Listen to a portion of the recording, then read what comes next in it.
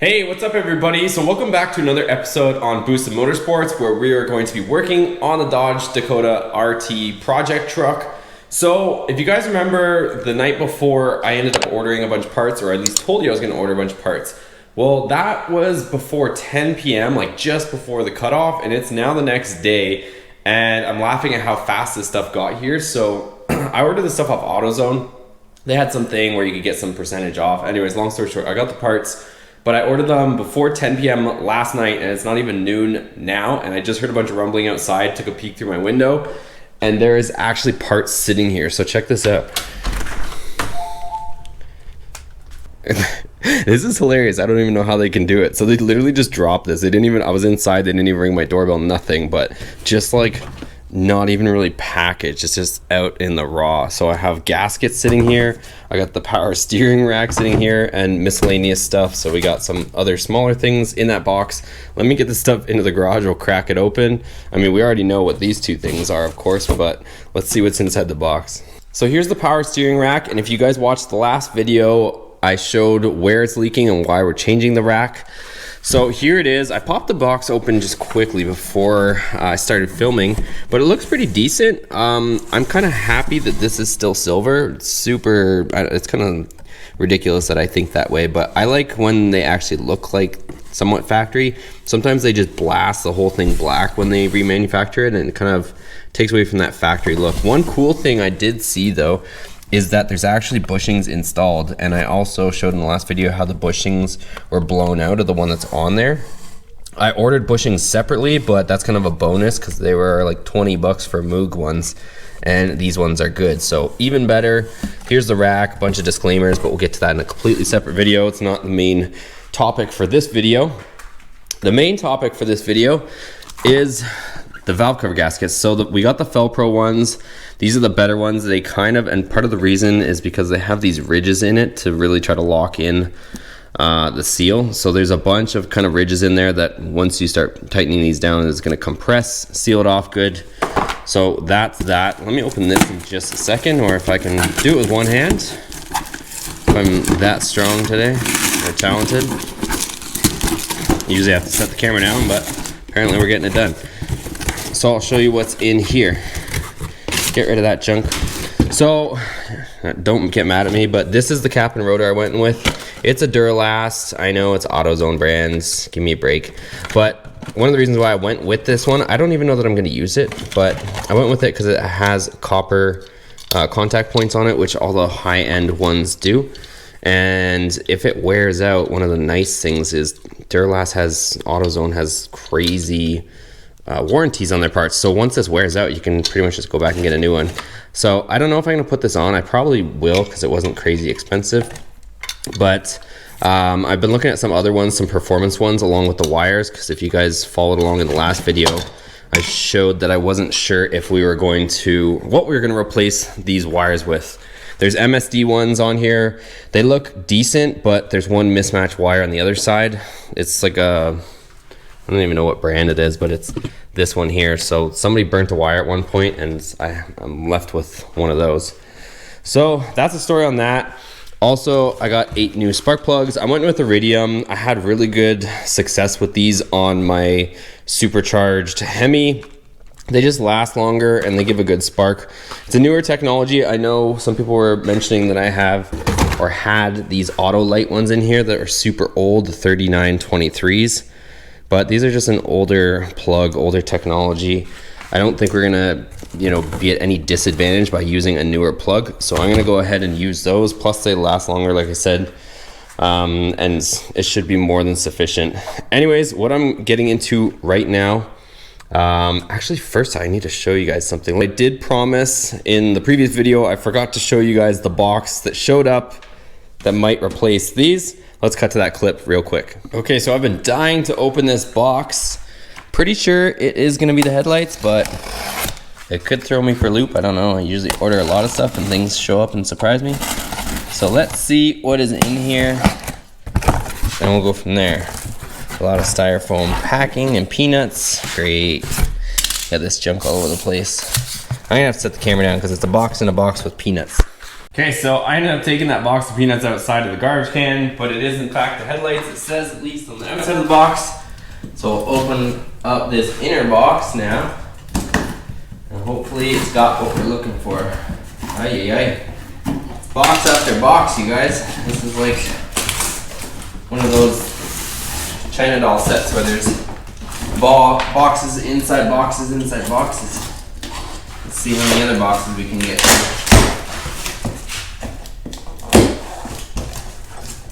Some sort of weird bracket. Awesome. There she is, you guys. Looking fresh. That is going to look real good on there. Look at that thing. Hell yeah. That's what I'm talking about. Alright.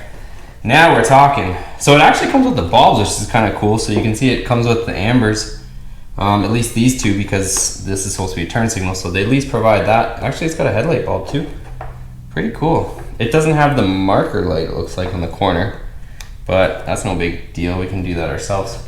But that is going to look so much better. Let me make sure the other one's not damaged so that we're good to go on the shipping things.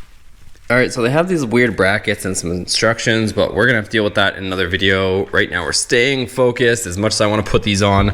They do have this saran wrap on it just for protection, but these things look killer. This is going to look so good when they're on the truck. We'll figure out some lighting updates or upgrades afterwards. For now, I'm just going to run the stock halogen bulbs with the clear headlights. It's going to look so much better. Look at how crusty that looks. So once we get those on there, we'll run the bulbs. It actually comes with bulbs, so perfect. We'll throw them in. That'll be an improvement in itself, and then we'll get fancy later with LEDs. So you guys will probably see a video this weekend coming very shortly with these headlights going in. So stay tuned for that. All right, and if you guys are ever wondering why I'm wearing like a tank top and flip-flops and shorts, is because it's over 100 degrees out here lately. I'm trying my best to stay cool in this hot garage because we're working during the day. But what we're gonna tackle right now is the valve covers. So we're gonna remove all these bolts, pop these off, and then I have to go to the store to find some bolts that are longer, because I think these ones aren't long enough, or at least the ones on the top, the ones that we removed in the last video where there was a couple threads pulled out. We need some longer bolts. So I'm gonna pull them off, get those off, then we'll run over to the store, get some nice grade 8 nitrate coated bolts and put them back in. I'm not gonna go with any fancy smancy bolts, just some nice automotive grade bolts, and we'll be good. So just a couple things. I'm gonna remove this bracket that holds my cold air intake on. It's just a 13 mil bolt on the intake manifold. And also gonna remove these grounding straps from here. I don't know if that's where they originally go, but that's where they are on mine. So that way when I take out all the valve cover bolts, I can just lift this out, hopefully. So that's pretty much it. I'm just gonna rip through it. We'll get this thing off. Boom, and just like that, we have the new valve cover gaskets back in there. Everything's tight. If you guys want to see that video, it's a separate DIY video. I'm trying to keep kind of the vlog style videos and the actual, you know, specific videos on how to repair something separate. So check out that separate video. Anyways, they're on. I still have a bunch of mishmash of stuff. So I'm going to get these out of there. I think we're going to put the other cap and rotor on, and also change the plugs. I know a lot of guys are giving me headaches about which plugs to use, but hey, hear me out on this. Newer technology has come out. Some people are saying that these trucks don't like the iridium plugs, but I'm willing to give it a try. If it doesn't work, it doesn't work. It's not the end of the world. We'll go back to traditional plugs. A big myth about iridium plugs is actually the internals of them are actually copper, but it's just a certain portion of it is iridium, so it's not like they don't conduct as well or something of that nature. It's just a longer lasting plug and newer technology. So we'll give them a try. We're not gonna go faster by doing the exact same things that everybody else is doing, so keep that in mind. You know, I'm not saying that I'm smarter than everybody, but at the same time, we do have to be a little bit different. Try some different things. Maybe we'll discover something new, maybe we'll fail, but either way, we're gonna try some different stuff on this truck. So just hang tight, see how it goes. And if it doesn't work, it doesn't work. I'm not gonna be upset by it, so hopefully you guys aren't upset by it either. So I'm under the truck now, and since we're on the topic of leaks, let's get rid of this leak, hopefully. I'm gonna remove this clip on this sensor on the transmission or whatever this thing is. See if I can find a socket that fits this, remove this, and clean it up, and we'll try and seal it off. So I managed to get it loose, or free. It really wasn't even that tight. So, and I'm hoping a bunch of fluid isn't gonna puke out of here, which we'll find out in just a second. I don't know how high or low the fluid level is in the transmission, so I don't know if it's the sensor itself that's leaking, like leaking out through the connection, or if it's just the sensor like needs to be sealed, the threads. Either way, we'll find out in 2 seconds. It looks like it's gonna want to puke. Yeah, it does. Alright, so let me go ahead and get some sort of catch pan, because this thing's gonna puke fluid as soon as we remove it, unfortunately. So we'll have to do that, and it looks like we'll have to top it back up afterwards. Let me grab a pan that can catch the fluid, and we'll continue this little journey. Guzzling out of here. So this is definitely the source of my leak, and the reason why I say that, and I don't think the actual sensor is bad, is because if you look at this part here, there's dirt stuck all the way up to right where it's supposed to seal. And I don't know if this is supposed to be rubber or what this is, but this seals, this here is supposed to seal up against the transmission, and I don't see, if I were to guess, I would say there's supposed to be some sort of O-ring or something there, because there's just a metal surface that it seals on the transmission. If I can show you guys, let me see if I get you guys in here. So if you can or can't see, it just seals right there against that surface. So there should be some sort of gasket or something, or O-ring, but mine has nothing, which would explain why it's leaking so bad. Or if there was a seal there, it's, I think honestly it might be this. I think this is rubber, or was rubber at some point, but let me investigate it further and continue this in just a second.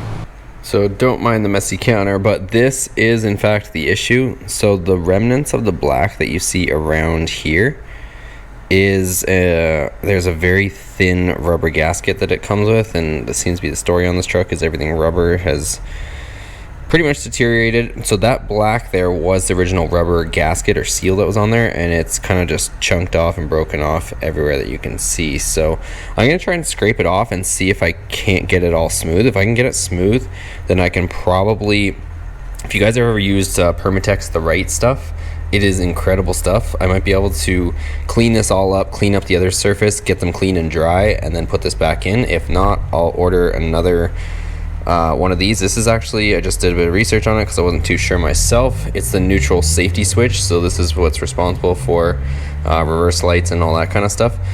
But buying a new one of these units, some of the descriptions show the seal, some of them don't, but you can't buy just a seal. You have to buy kind of the whole thing. So I might try cleaning this up. If I can clean it up, we'll try putting it back in and save ourselves some money. It's like 20 bucks to buy one. It's nothing crazy, or like 12 bucks to buy an aftermarket one. But if we can just reuse it, there's nothing wrong with the actual sensor. It's just that seal. So let me clean it up. So I actually just popped the seal off. This is the seal that I was mentioning. So you can see on the inside it's all rubber. On the outside, all the rubber coating has come off, and then it's supposed to seal against that part of it.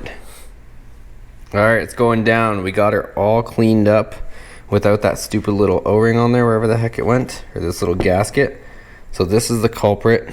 Like I said, you can see that it wasn't sealing. So we got it all cleaned up. We got a nice smooth sealing surface there, cleaned up with brake clean, and I'm gonna use some right stuff. I'm gonna go to the other side now, the transmission.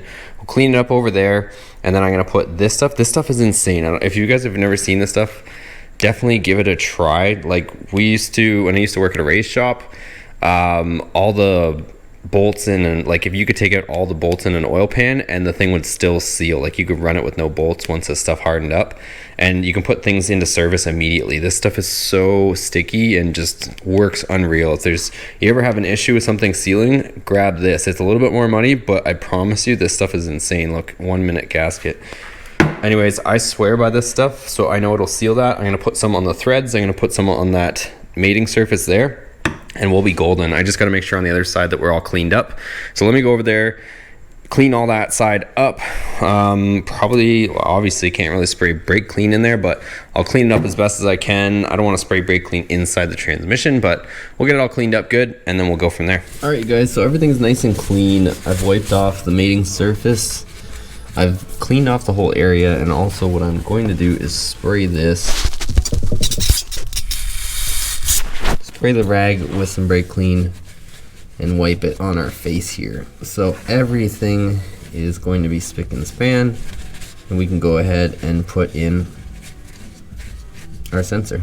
Another thing I just did was jacked up the driver's side of the vehicle a little bit, just so the engine and transmission is tipped a little bit, so the fluid isn't right in this hole here. So that'll help to keep the fluid from trying to run back in, and help us out a little bit here with cleaning this up. All right, here we go, guys. We got the right stuff on there on the threads. It's definitely gonna seal this. There's no way it won't. Just throw it in there.